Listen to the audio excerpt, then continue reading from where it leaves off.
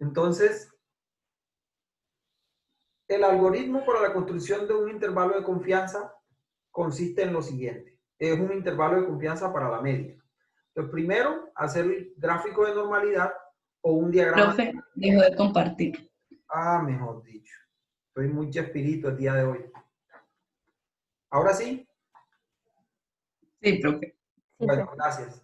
Entonces, de nuevo, lo primero que tengo que hacer es determinar si mis datos cumplen con el supuesto de normalidad. Entonces, para ello, hago un gráfico de normalidad, un diagrama de cajas y bigotes.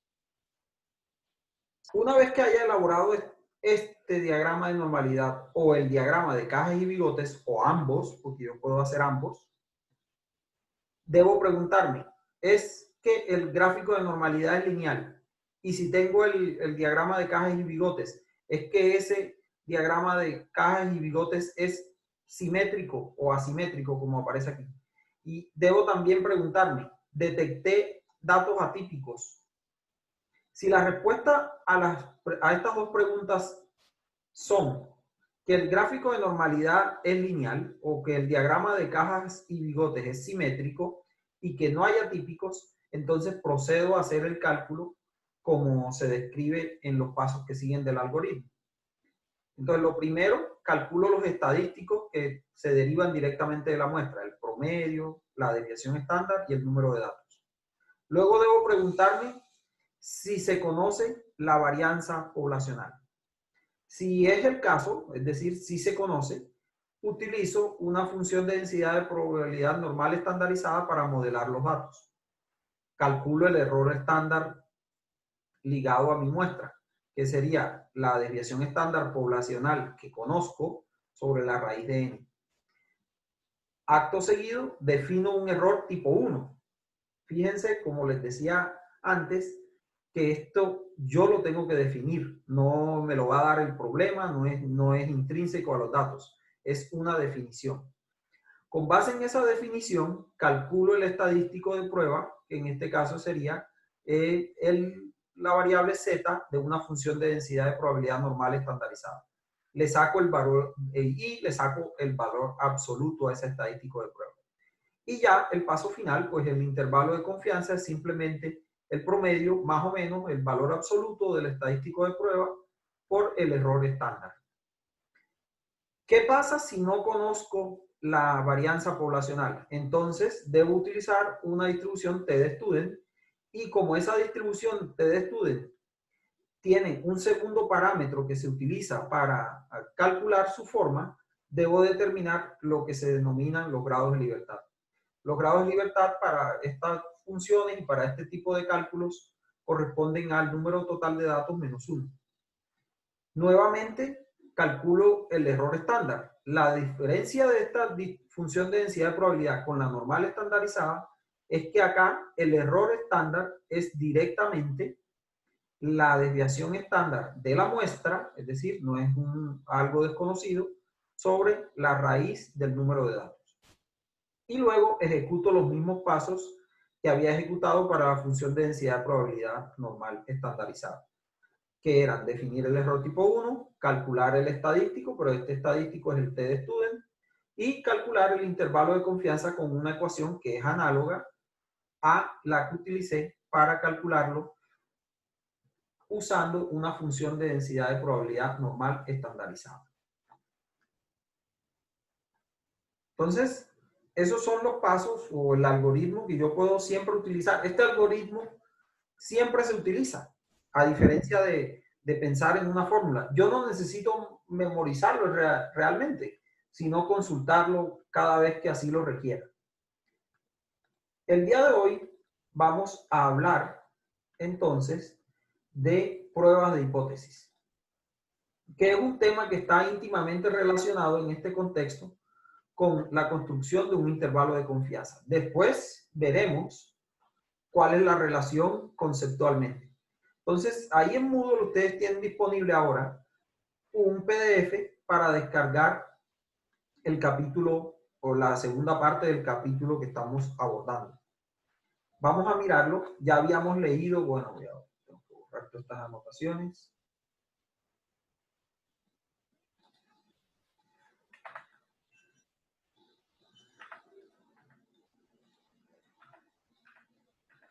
Ya la vez pasada habíamos empezado a discutir este tema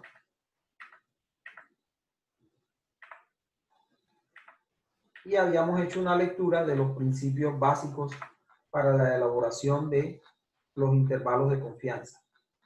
En esencia, habíamos entonces comentado que una prueba de hipótesis se refiere a comparar o analizar los parámetros de una población desde el punto de vista estadístico, pero que esto es aplicable a cualquier tipo de análisis que yo haga de un experimento o de un proceso, siempre y cuando intenta averiguar si el proceso está cambiando a medida que yo cambio, por ejemplo, las condiciones de entrada del proceso o del experimento, o si el proceso, incluso en el caso de cuestiones como control de calidad, control de procesos, pues eso se refiere a verificar que el proceso esté funcionando como habitualmente lo hace. Entonces, habíamos hablado que yo voy a necesitar definir unas herramientas que son análogas a las que utilicé para calcular el intervalo de confianza. Y esas herramientas son el cálculo de los estadísticos de la muestra que voy a analizar, los parámetros que pueda conocer de la población de donde se supone viene la muestra, calcular un estadístico de prueba, que es el término que usaremos en adelante para referirnos a los valores de, en este caso, Z y T. Y tendremos más adelante el uso del estadístico G cuadrado y del estadístico F. Por ahora vamos a hablar solamente de Z y T porque son los que se utilizan para hacer pruebas de hipótesis sobre la media. Y entonces definimos que vamos a hablar ahora simplemente de pruebas de hipótesis sobre la media. Vamos a tener dos tipos de hipótesis. Una hipótesis que va a expresar que no hay cambios en el proceso, en el experimento, y otra hipótesis que va a expresar justamente lo contrario, que sí hay cambios y en el proceso que estoy analizando o experimento que realicé. Entonces, a esa hipótesis a la que expresa que no hay cambios, la llamaré la hipótesis nula, y a la hipótesis que expresa que sí hubo un cambio, pues la llamaré la hipótesis alternativa. No hay más hipótesis. Normalmente estas hipótesis se van a plantear con respecto a los parámetros de la población, de donde las muestras se sacan.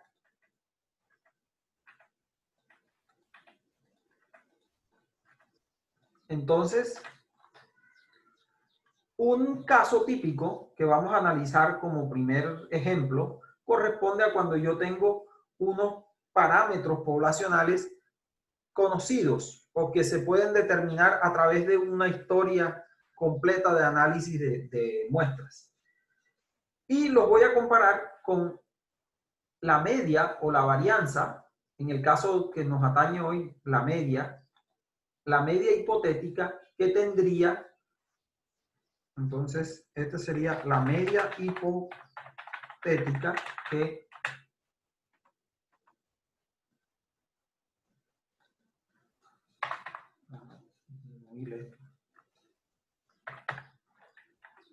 entonces aquí la media hipotética que tendría la población de donde saqué la muestra aleatoria.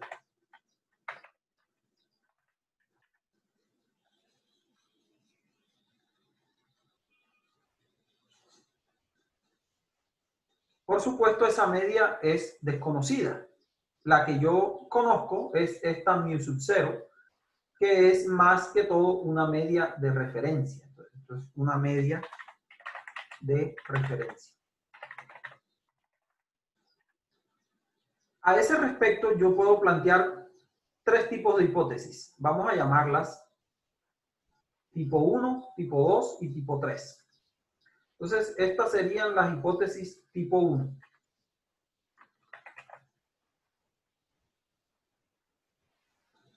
Tipo 1.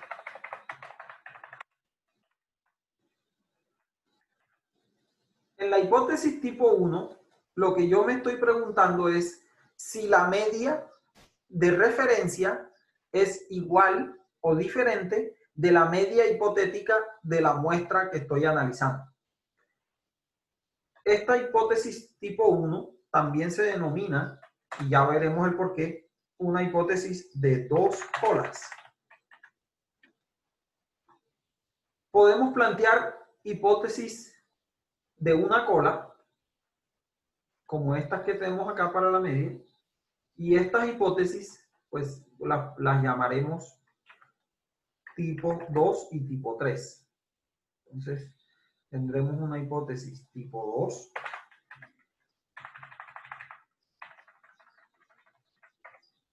y una hipótesis tipo 3. En este caso, fíjense que la pregunta o la hipótesis está planteada en términos de una desigualdad.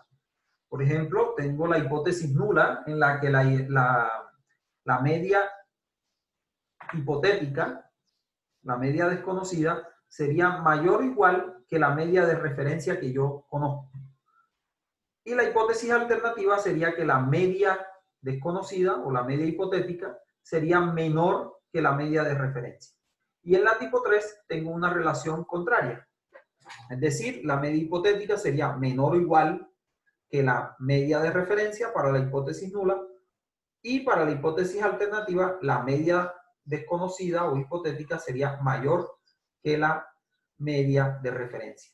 De manera análoga, pues estas hipótesis, estos pares de hipótesis se pueden plantear para la varianza, pero hoy solamente nos ocuparemos de las hipótesis sobre la media. Existe un método general, una serie de pasos más bien, para hacer el análisis que queremos desarrollar en esta sesión del curso. Entonces, alguien que quiera leer los pasos generales.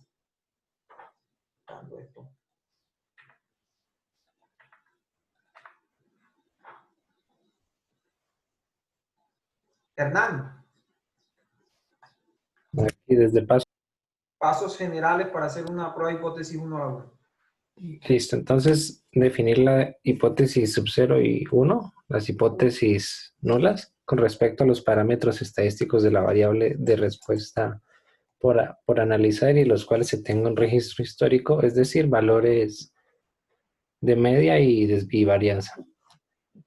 Segundo, asumir que h sub 0 se cumple, es decir, asumir que no hay evidencia suficiente para afirmar que la variable de entrada manipulada altera significativamente a la variable de respuesta. Tercero, calcular el valor estadístico de prueba apropiado. Y cuarto, calcular el valor de la probabilidad correspondiente al estadístico de prueba. Este valor se denomina valor P. El valor P también es llamado nivel de significancia observado. El valor P es la probabilidad ligada a que una variable de respuesta sea alterada significativamente dentro de los límites del intervalo de valores donde se encontraría el parámetro estadístico probado. Es decir, un intervalo de confianza para el parámetro definido a partir del valor P. Entre menor sea el valor P, mayor sería la incertidumbre de poder rechazar la hipótesis nula. Esto está relacionado con el mismo concepto detrás de la construcción de intervalos de confianza, puesto que el valor P es el valor del error tipo 1, inherente a la incertidumbre de la prueba de hipótesis realizada. Quinto, sacar una conclusión sobre la fortaleza existente al momento de asumir que la variable de entrada estudiada modificó a la variable de respuesta. Gracias Hernán. Vamos a ahondar un poquito en algunos de estos pasos. En el paso 2 dice asumir que la hipótesis nula se cumple. Esto realmente no lo vamos a ver reflejado en un cálculo práctico en los pasos que hacemos para los cálculos que se realizan en la prueba de hipótesis. Sin embargo, es algo importante a la hora de construir la metodología matemática o el método matemático. Por lo tanto, lo señalo ahí, pero no es algo que lo veamos explícito en los pasos que vamos a desarrollar en este tipo de ejercicio. Si ustedes desean saber cómo este paso se refleja en las ecuaciones que utilizamos, los invito a que lean un libro de estadística cualquiera, porque ahí se da en detalle ese tipo de procedimientos matemáticos. Pero como acá en el curso estamos asumiendo una cuestión más pragmática y más de análisis directo de datos, pues no se incluye. Entonces, veamos que estos pasos me llevan a siempre tener una serie o una metodología bien definida para el análisis de pruebas de hipótesis. Vamos a ver casos particulares de pruebas de hipótesis sobre la media en experimentos 1:1. Como ya expliqué arriba, uno puede ver una serie de pasos ya más específicos a unas pruebas dependiendo de la naturaleza de la población de donde está o de donde sacó la muestra aleatoria que está analizando. Si se trata de una muestra aleatoria que viene de una población normal y que además se conoce la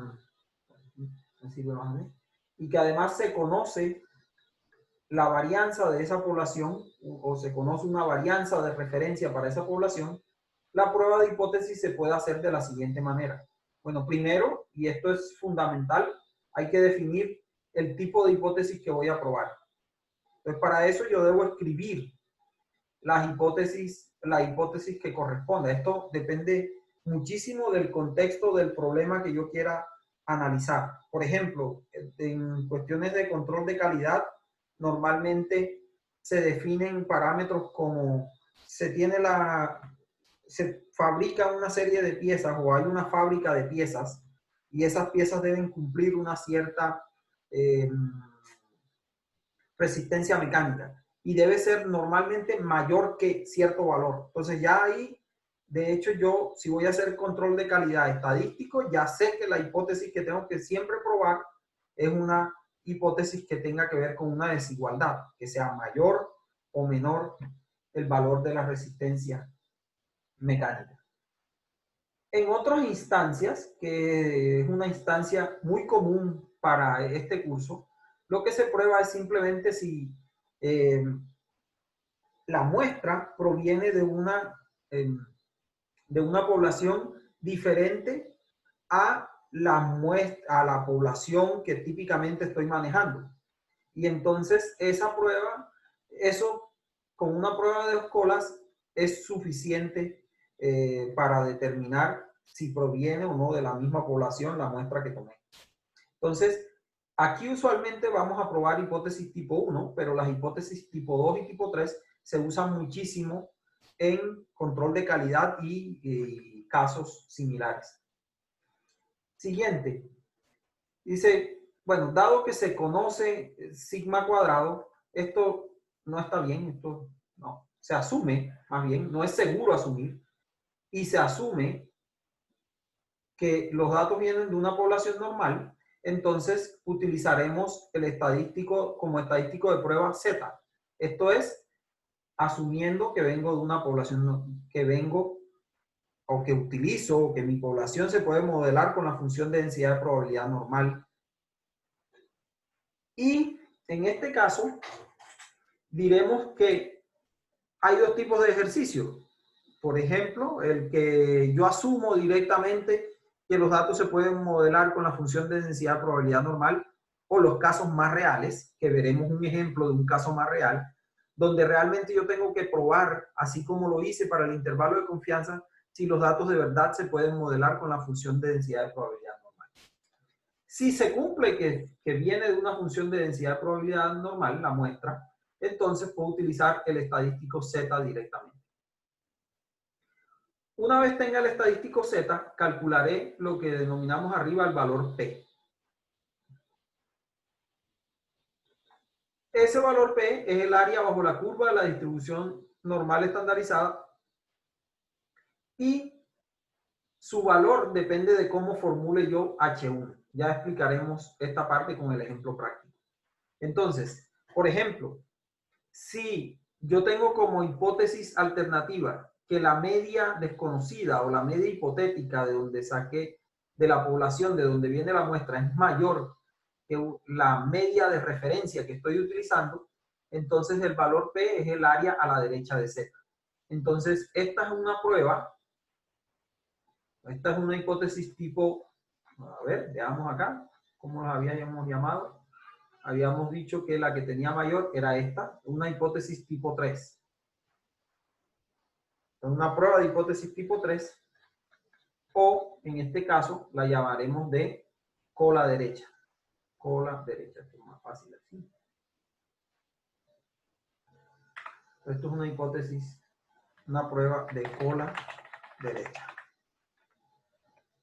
Si mi hipótesis alternativa es que la media hipotética de la población de la que viene la muestra es menor que la media de referencia, entonces el valor P será el área a la izquierda de Z. Y este tipo de hipótesis, que sería la hipótesis tipo 2, también se denomina de cola izquierda.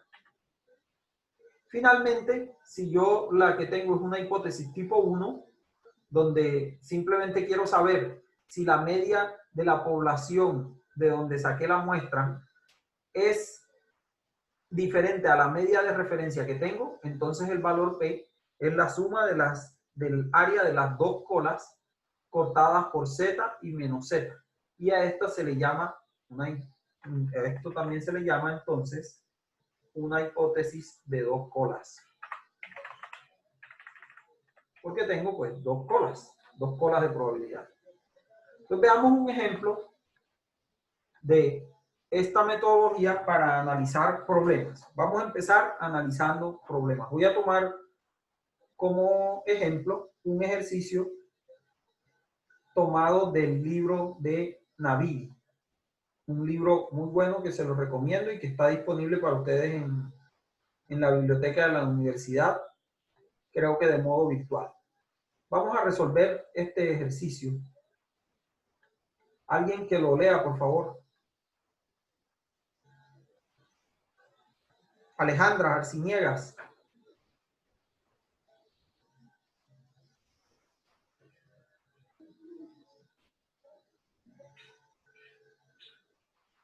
Alejandra, ¿estás ahí? Profe, está diciendo que tiene el micrófono dañado. Si quiere, yo lo leo. Listo. ¿Lee el segundo? Sí. Un geólogo está haciendo mediciones repetidas en gramos de la masa de una roca. No se conoce si las mediciones son una muestra aleatoria de una población aproximadamente normal. A continuación se muestran tres conjuntos de repeticiones de las mediciones, listadas en el orden en que se realizaron.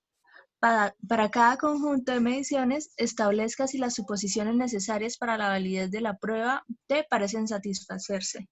Si las suposiciones no se satisfacen, explique por qué. Bueno, este es un ejercicio de calistenia. Entonces, fíjense que es algo que se adapta a nuestra definición de un experimento 1 a la 1. ¿Por qué? Porque simplemente se está pesando una y otra vez una misma cantidad. Es decir, en principio, las condiciones del experimento nunca cambian. No, la variable de entrada, pues, es la misma, porque siempre es la misma condición, solo que es un ejercicio repetitivo. Esto es lo que corresponde, como digo, a lo que en este curso definimos como un experimento 1 a la 1.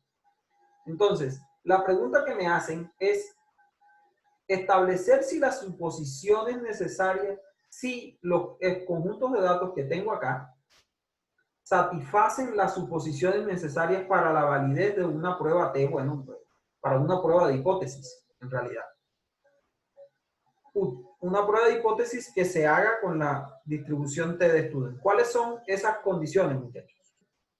De acuerdo con lo que justo explicábamos antes, y que son análogas a las de la construcción de los intervalos de confianza. Échenle un ojo a Moodle y alguno me comenta. Lizeth Fernanda Renová, ¿cuáles son las condiciones?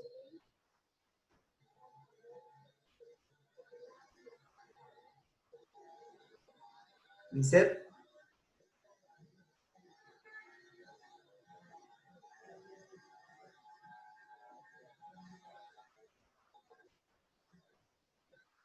Lizeth Fernanda. ¿Qué dice por acá?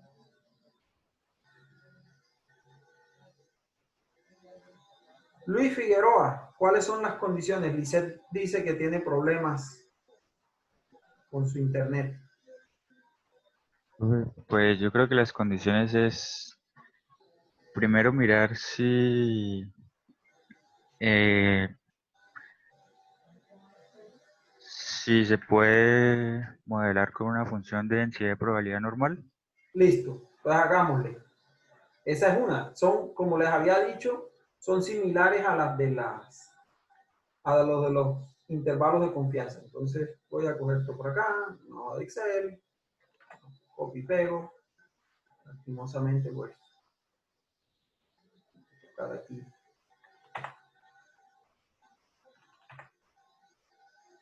Ah.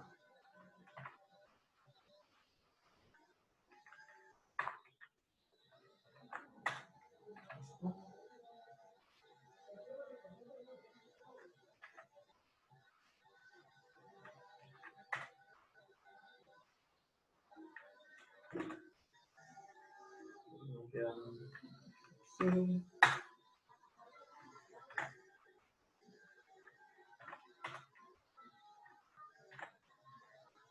Y acá tengo estos.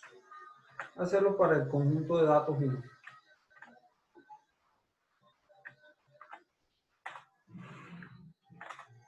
Listo, entonces estos son los datos. ¿Cuántos datos hay?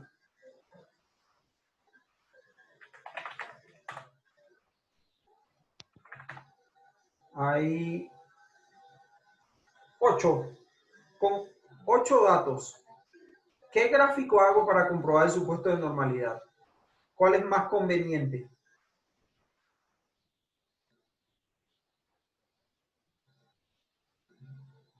¿Cuál era más conveniente? Con 8 datos apenas.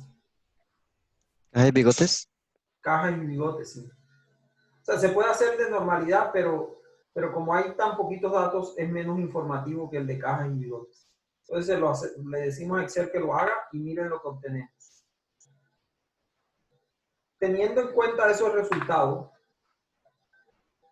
es conveniente utilizar, pues, se podría utilizar la distribución TD-Student para hacer una prueba de hipótesis sobre estos datos, ¿sí o no? ¿Cómo la ven?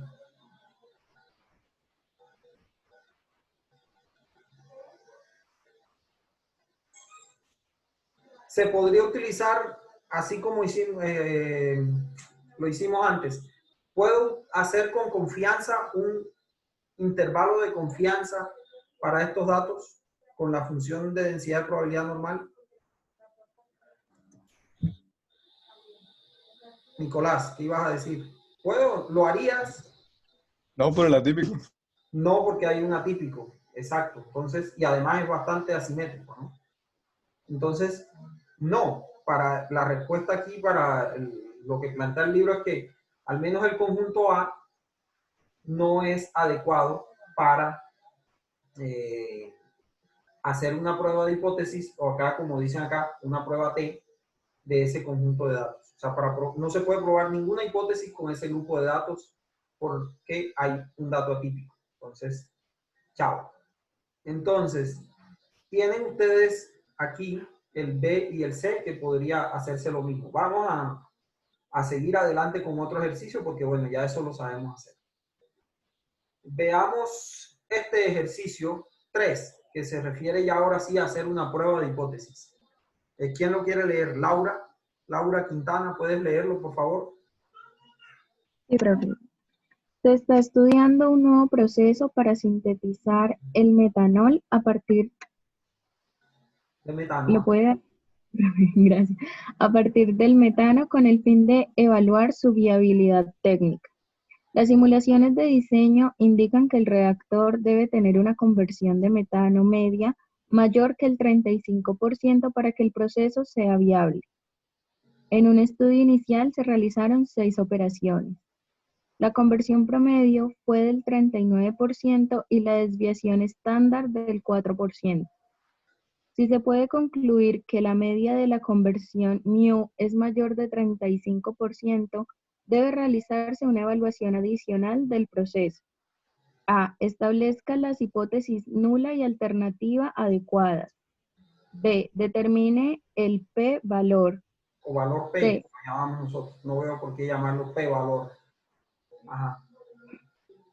C. Debe realizarse una evaluación adicional del proceso. Explique. Vamos a resolver entonces esto paso a paso. Entonces, bueno, voy a copiarme este texto.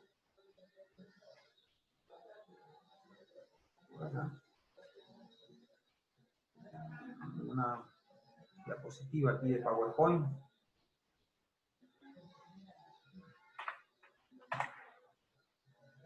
Es que es un ejemplo bastante, es un ejercicio bastante chévere en realidad. Muy aplicado y muy realista, porque la reacción de síntesis de metanol a partir de metano es una de las reacciones más estudiadas actualmente por razones ambientales. Entonces, nos hacen 3 preguntas. Primera, establezca las hipótesis nula y alternativa adecuada. Entonces, yo diría que este es el punto que a veces es el más difícil cuando uno ve este curso por primera vez. Y cuando se enfrenta a este tipo de modo de análisis de datos por primera vez. Entonces, fíjense en el enunciado. Bueno, se está estudiando, bla, bla, bla, bla, bla. Bien, esto yo lo puedo eliminar. Realmente es contexto. Esta parte, sí ya me dice la viabilidad técnica. Entonces, yo lo que quiero es saber si el proceso va a ser viable. Y para que el proceso sea viable, ¿qué es lo que se debe tener? ¿Qué dice en la frase? Tiene que tener una conversión media mayor al 35%. Pues conversión media mayor que el 35%. Entonces, normalmente, voy a utilizar acá.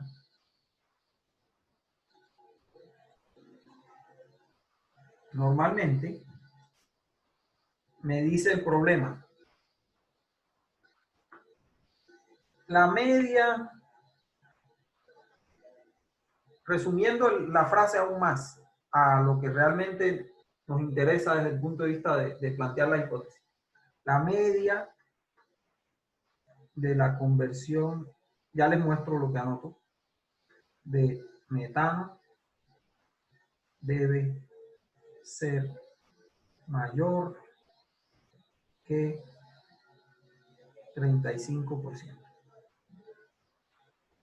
Entonces, ¿cómo traduzco eso a un par de hipótesis? Yo tengo que escribir aquí una hipótesis nula y una hipótesis alternativa. Por costumbre, entonces, la viabilidad del proceso se da cuando efectivamente lo que yo estoy haciendo es diferente o significativamente diferente de lo que tradicionalmente se hace. Entonces, para que el proceso sea viable, yo tengo que obtener o debería tener una media hipotética mayor que el 35%. Entonces, en realidad, aquí, otra manera de verlo es que el proceso es viable, se representa por la hipótesis alternativa. Entonces, escribamos aquí. H1 es el proceso es viable.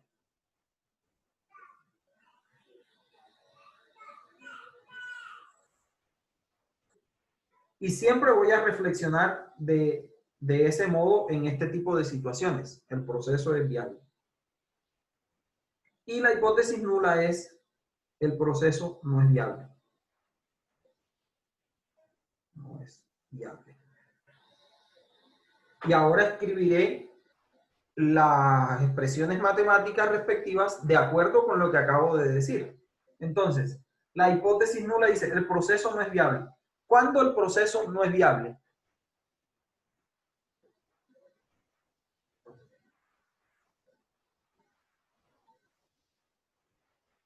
¿Cuándo sería no viable? Cuando la media sea menor que 35%. Exactamente. Entonces aquí escribo la media menor que 35%. Y es viable cuando la media sea mayor que 35%. Y bueno, y como decíamos antes, esto con menor o igual. Ahora, este 35% es lo que habíamos denominado una media de referencia.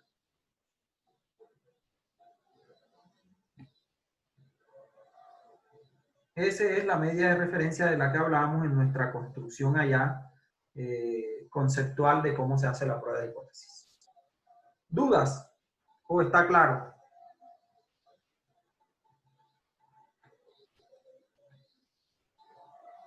¿Está claro cómo se plantearon las hipótesis? Hernán, ¿te quedó claro?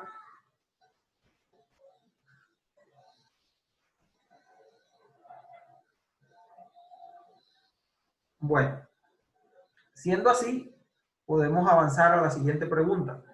Una pregunta, ¿yo lo podría hacer al revés?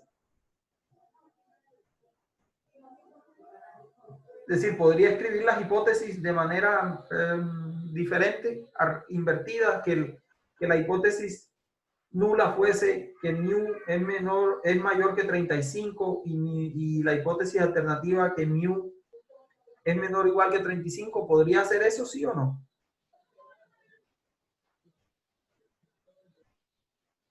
María Paula Ríos, ¿qué opinas?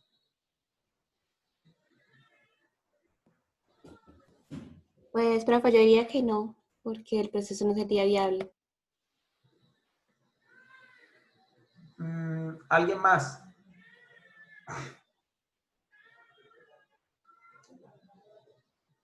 Yo diría que tienes razón desde el punto de vista que me está siguiendo literalmente lo que yo digo. Pero desde el punto de vista ya de un poquito de análisis, no hay ningún problema en plantearlas al revés. Ninguno. Solo que yo tengo que ser consecuente cuando haga la prueba de hipótesis. Es decir, yo esto lo puedo cambiar. Bueno, tengo que mostrarles acá. Yo esto lo puedo cambiar de orden sin ningún problema. Pero tengo que tener cuidado con los cálculos que voy a hacer y la manera en cómo voy a interpretar el resultado de la prueba. Es decir, yo también puedo decir que mi hipótesis nula es que el proceso es viable. O sea, eso no está prohibido.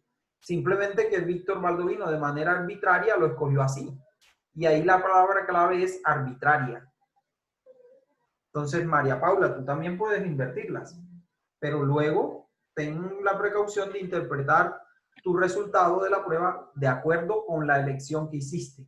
Aquí hicimos esta elección para el ejemplo. Entonces, sigamos con esta elección. Ahora me dice, calcule el valor P. Calcule el valor P. No utilizaremos esa terminología del P-valor, porque eso es una mala traducción ahí del inglés. O sea, eso es ser demasiado o ser literal con lo que uno traduce del inglés. Y en realidad la traducción no debe hacerse literal, nunca. Porque cada lenguaje pues tiene sus características. Entonces, nosotros vamos a decir es valor P, no P-valor. Ahora sí, ¿cómo hago yo para calcular el valor P? Pues yo tengo que fijarme en el resto del enunciado. ¿Qué datos me están dando? Muchachos. Creo que la conversión del promedio. Exacto. El promedio. Y la desviación estándar. ¿Nada más? ¿Y la conversión media? No, bueno, pero ese es para la prueba. Pero ¿qué más? Se les está escapando una que necesitamos.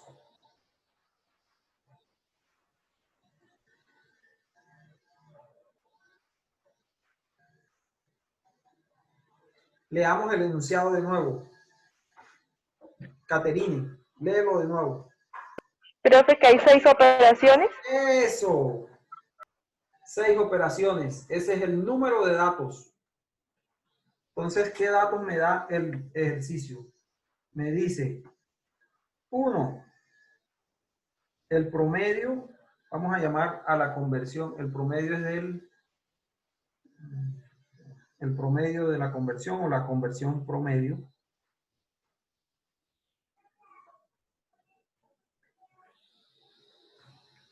Voy a ponerles acá. Vamos a llamar la conversión XCH4. Entonces esto es 39%. La desviación estándar de la conversión promedio fue de 4, si no me equivoco. 4 confirman 4%. Y N, el número de datos de la muestra, es de 6. N es igual a 6. Entonces, ¿cómo voy a calcular este valor P? Lo primero que yo tengo que hacer es calcular,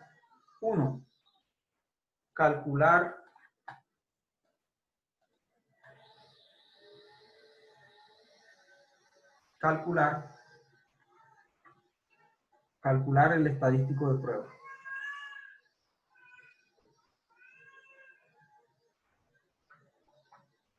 El estadístico de prueba, que en este caso es T. Entonces, ya nosotros, de cuando hicimos ejercicios para determinar o para construir intervalos de confianza, sabemos que T es igual a el promedio de acá de la conversión de metano menos la media de referencia. En este caso es la media de referencia sobre el error estándar, que en este caso es S de XCH4 sobre raíz de N.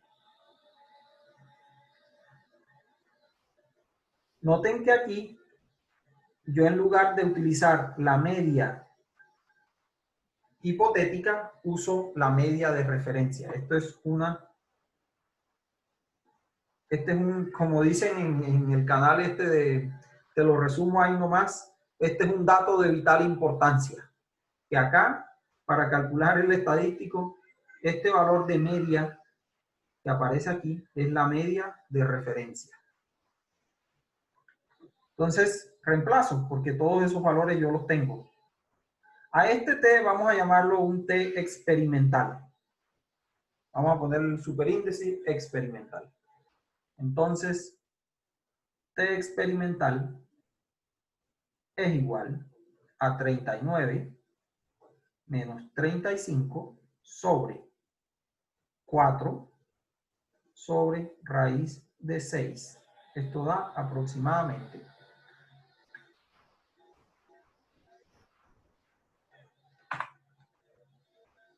Entonces, aquí tengo 4 sobre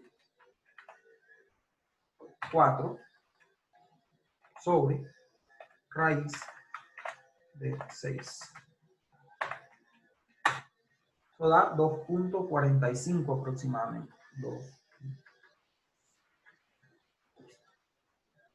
2.45.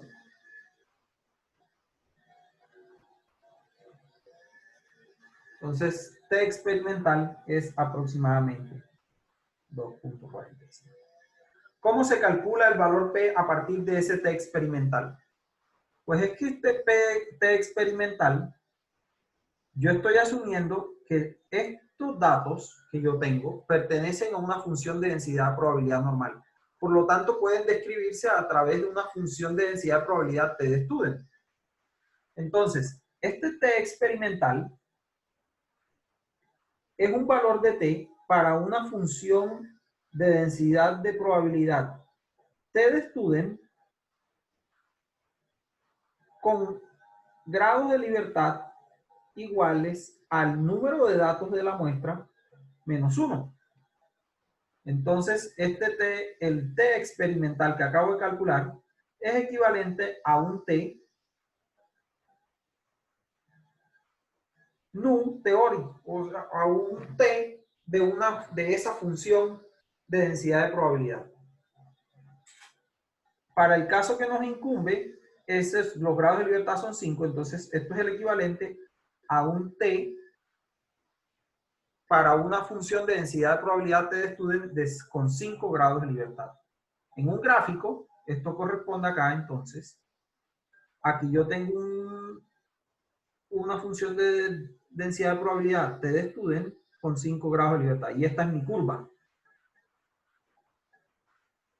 Y esto es, en el eje X, yo tengo valores de T. Y entonces el T experimental pues será un valor aquí. T experimental. Ahora, yo tengo que ver este T experimental en función de qué tipo de hipótesis se está definiendo. Entonces, ¿qué habíamos dicho si la formulación de la hipótesis es esta? Esa es una hipótesis tipo ¿qué? Les refresco acá la memoria con el libro.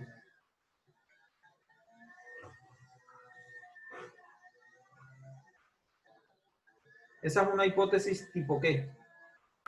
Tipo 3, profe. Tipo 3, que es ¿cuál? De estas que tengo escritas aquí. ¿De cola derecha? Cola derecha. Pues denme un momento.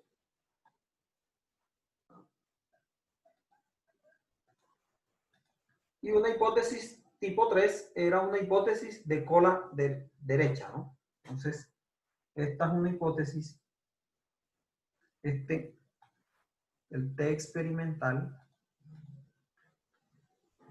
experimental corresponde a una hipótesis, a una prueba más bien, no a una hipótesis, no a una prueba, a una prueba de hipótesis de cola derecha. Entonces voy a volver a dibujarla.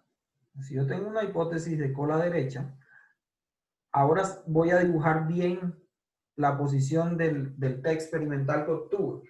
Recuerden ustedes que la función de densidad de probabilidad T de student es análoga en cuanto a la normal estandarizada, en que la media de todas esas funciones es 0. Por lo tanto, en este caso, yo tendré que el eje de simetría es 0 y el T experimental que yo calculé realmente es un valor que está por esta región, no está por allá. Entonces, el T experimental pues está hacia acá. Y al decir que la hipótesis que estoy probando es de cola derecha, significa que el valor P es el área que está a la derecha de ese valor T experimental. Entonces, ese es el valor P.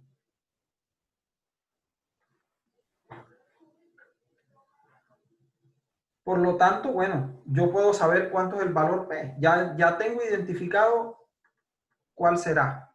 Entonces ya el resto, pues le digo a Excel, este es mi valor de T, entonces le digo acá, creo que es district.t y le voy a decir cola derecha. De hecho, cola derecha. Entonces el valor de T, que Excel lo llama X, pero es T, será 2. Ese que tengo allá, y los grados de libertad que tengo son 6 menos 1, 5. Entonces, el valor P es 0.029. Entonces, valor P es 0.029. Y esa es la respuesta a la segunda pregunta. ¿Dudas?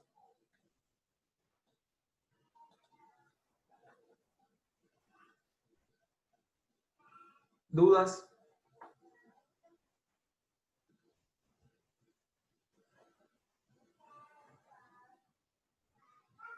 ¿Quedó claro?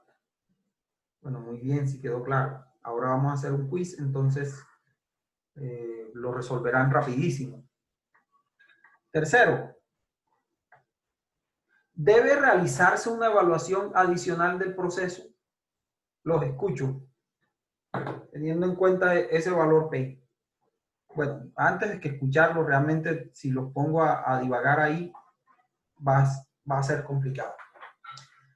Bueno, para poder abordar esa tercera pregunta, realmente tengo que contarles unos elementos adicionales. Bueno, yo tengo ese valor P.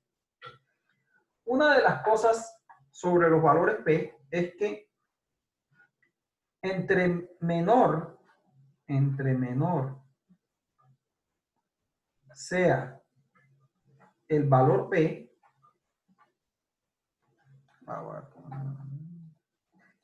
entre menor sea el valor P, se dice que se tiene más evidencia para rechazar la hipótesis nula. Entre más pequeñito sea el valor P, se dice que se tiene más evidencia para rechazar la hipótesis nula. Entonces, en nuestro caso, pues, ¿qué pregunta creería yo que hay que definir? Bueno, ¿qué tan pequeño, a qué nivel de pequeñez o qué tan pequeño es el valor P al que me refiero? O sea, ¿qué tan pequeño? ¿Cuál es el valor pequeño que me permite hacer esta afirmación de que puedo rechazar la hipótesis nula? Depende cómo fije yo mis límites de confiabilidad de la prueba. Entonces, aquí el lenguaje se va a confundir un poco con el de los intervalos de confianza. Depende. Normalmente, en los libros, y este no, o sea, este hace una mezcla y por eso ese libro es tan bueno, el de Naviri. Los libros tienden simplemente a plantearles a ustedes, haga la prueba de hipótesis para un error tipo 1 del 5%, un alfa de 0,05 y ya. Eso está bien para practicar la mecánica, pero no está bien para de verdad asimilar el concepto detrás de la prueba y para que uno después se defienda solo, no tenga que estar acudiendo a recursos memorísticos cada vez. Entonces, ¿qué tan pequeño debe ser ese valor P para que yo ejecute esta acción? Podemos verlo desde el siguiente punto de vista. Vamos a hacer un ejercicio análogo a este o con los mismos datos que tenemos.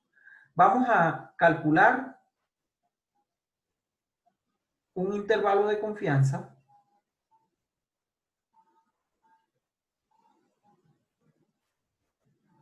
para los datos del problema.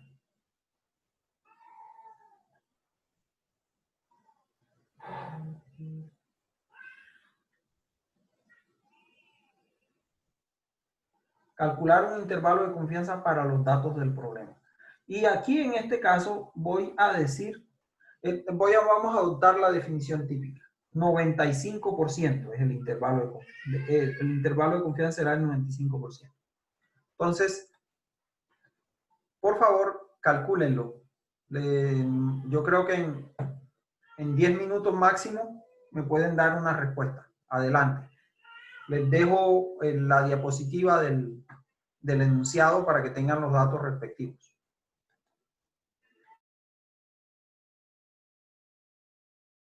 Bueno, de vuelta, acá tengo la respuesta de Luis. Luis dice que el intervalo de confianza estaría entre 34.80 y 43.20. Ese es un intervalo de 2 colas. Luis, aquí hay un detalle y es algo que no habíamos abordado antes, pues vale la pena tenerlo en cuenta. La prueba de hipótesis que yo estoy haciendo es de una cola derecha. Los intervalos que hicimos antes son de 2 colas. Entonces yo no puedo hacer el intervalo de una manera diferente a la prueba de hipótesis, si lo que quiero es hacer el análisis por ahí.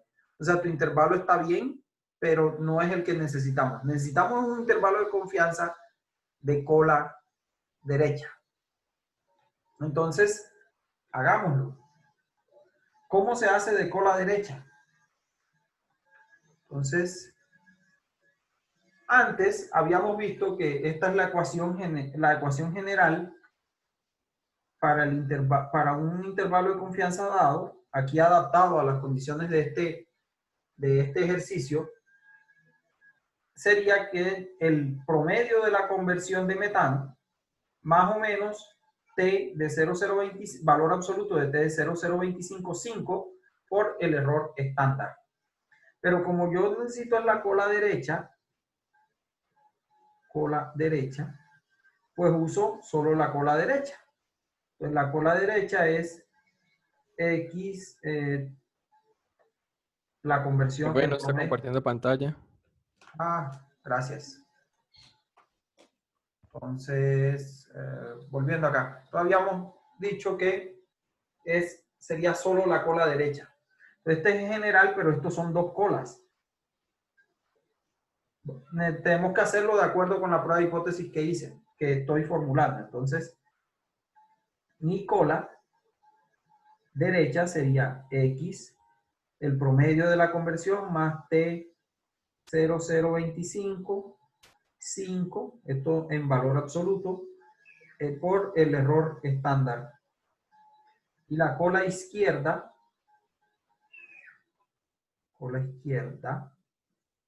sería promedio, CH4, menos T 0,025, 5, error estándar. ¿Cuál de las 2 colas es la que voy a utilizar para construir el intervalo? Voy a construir el intervalo con base en la hipótesis nula. Por lo tanto, la hipótesis nula en este problema es la cola izquierda. Entonces, esto lo podemos hacer. Vamos a hacerlo aquí, rapidito en Excel. Entonces, T de 0,025. Entonces, aquí, alfa. Fíjense que para este caso, aquí, esto es 0,05, perdón. 0,05. Este es otro detalle que tengo que tener en cuenta. Ya les muestro.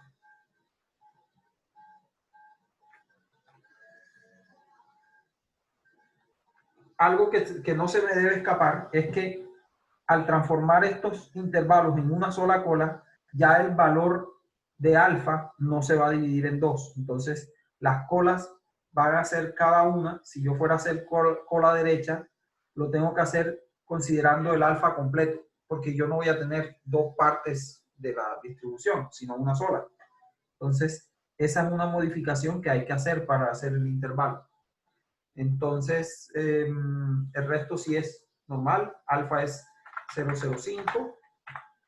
Entonces, el promedio, de acuerdo con los datos, es 39. La desviación estándar es 4% o 4. 4. Calculo el valor de t de 0,055, que son los grados de libertad. Entonces, este sí creo que es invertido. T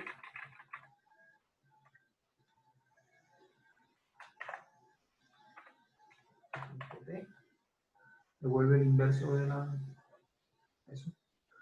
Entonces, este 0,055.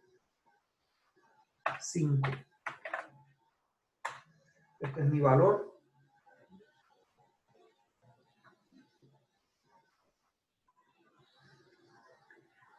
Menos 2.015. Y ahora calculo el error estándar, que creo que es el mismo de allá.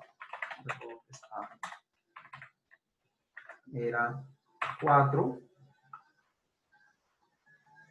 sobre raíz de 5, raíz de 6. Creo que era el que habíamos calculado antes, ¿no? No, este es otro. 4 sobre raíz de 6. Entonces, ya multiplico esto por esto y me da menos 329. Entonces, la cola izquierda o el intervalo de confianza de cola izquierda es el promedio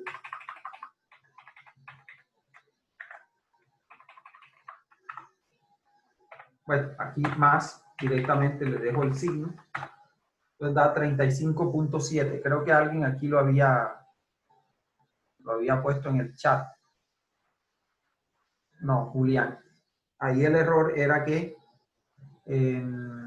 tienes que utilizar alfa igual a 0,05 y no dividirlo en 2 porque no estás haciendo dos colas.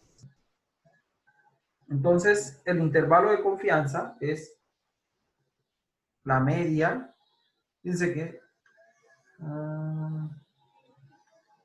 la media de la conversión de metano sería menor o igual que 35.7. Profe, y ahí no importa que sea negativo, el T. Ah, no, sí importa. O sea, yo les podía sacar el valor absoluto, pero como hay varias maneras de hacer esto, pues esto realmente aquí, si yo le saco el valor absoluto, pues acá uso el menos. Si no le saco el valor absoluto, simplemente lo sumaba. Pero si siguen la fórmula estricta como antes, pues tenías que sacarle valor. Profe, ¿y se le pone el menos sin importar que sea la cola derecha? No, porque si tú le pones menos y menos, o sea, si tú vas a hacer la cola izquierda y pones menos, menos, entonces le estás sumando. Y para la cola izquierda tienes que restarle el valor de t. El valor absoluto de t debe ser restado. Para la cola derecha, pues el valor absoluto de t tiene que ser sumado. Pero vuelvo a decir, pues yo aquí como ya lo tenía negativo, simplemente le puse más ese valor negativo. Pues más por menos da menos.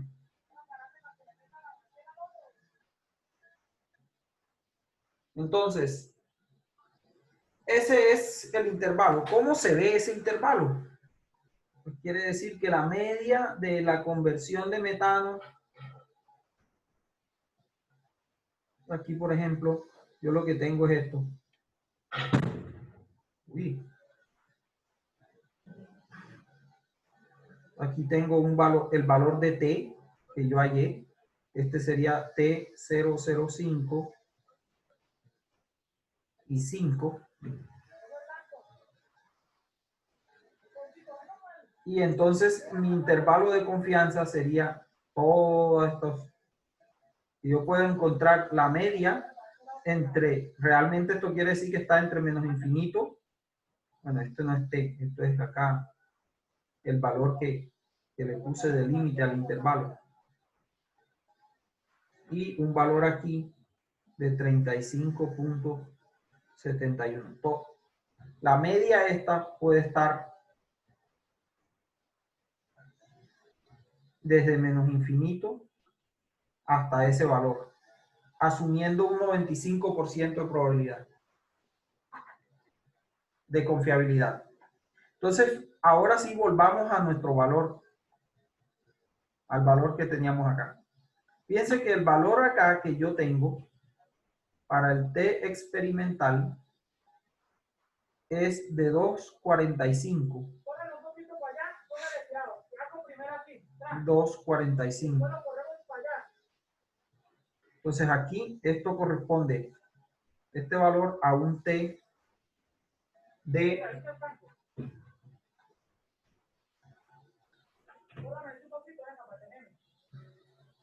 un t de 2.02. Esto corresponde a un t igual a 2.02. Aquí. T 2.02. Y el que nosotros tenemos es un t experimental que es 2.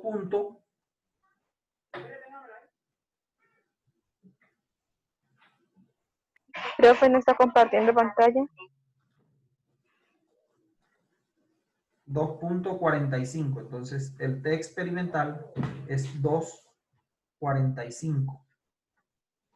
Quiere decir que en un gráfico como este, el t experimental está un poquito a la derecha, es decir, está hacia acá. Está en esta zona de acá.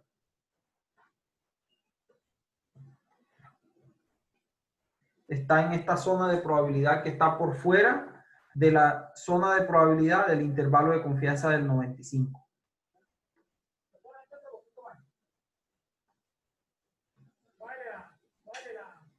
¿Qué quiere decir eso en términos prácticos?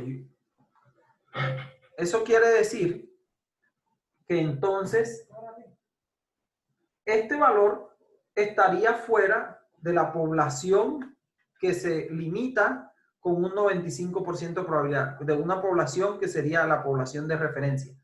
Por lo tanto, en ese caso, si yo asumo 95% de confiabilidad para la prueba que hice, yo concluiría que hay evidencia suficiente para afirmar que tengo una conversión de metano mayor que el 35%. O en otras palabras, o devolviéndonos un poco, en palabras estadísticas, yo diría que esos valores, los valores de conversión que obtuve están fuera de la población de referencia. La población de referencia siendo aquella en la cual la media de conversión de metano es del 35%. Y están fuera hacia la derecha, es decir, son más grandes que ese 35%. Por lo tanto, se concluiría que si la confiabilidad es del 95%, hay evidencia suficiente para decir que el proceso es viable. Esa sería la respuesta a la tercera pregunta. ¿Dudas? ¿Preguntas al respecto?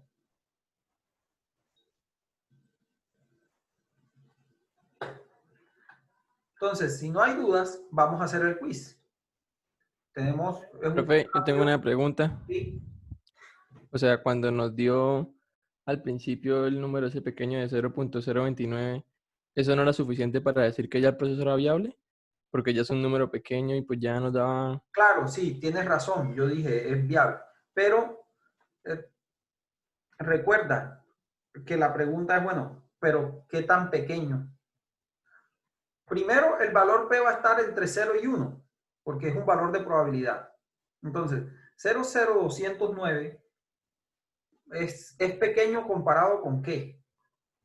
Es que esa era mi pregunta, o sea, también respecto a que es pequeño. Claro, es que esa es la que estábamos tratando de resolver. Entonces, en este caso, justo en lo que acabamos de hacer, es pequeño con respecto a 0,05. Sí. Es más pequeño que 0,05. Entonces, la pregunta del quiz, aquí de rapidez, es...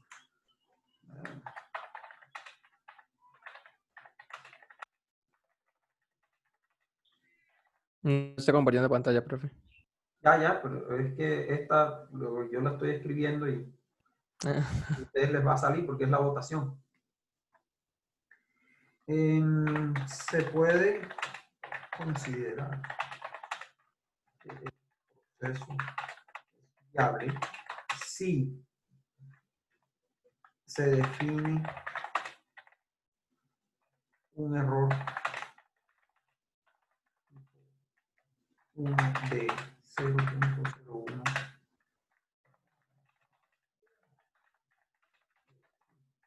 hipótesis.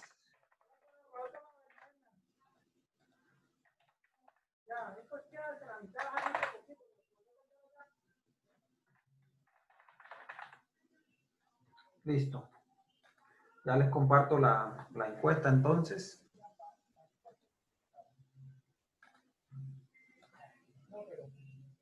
Entonces, ese es nuestro quiz del día.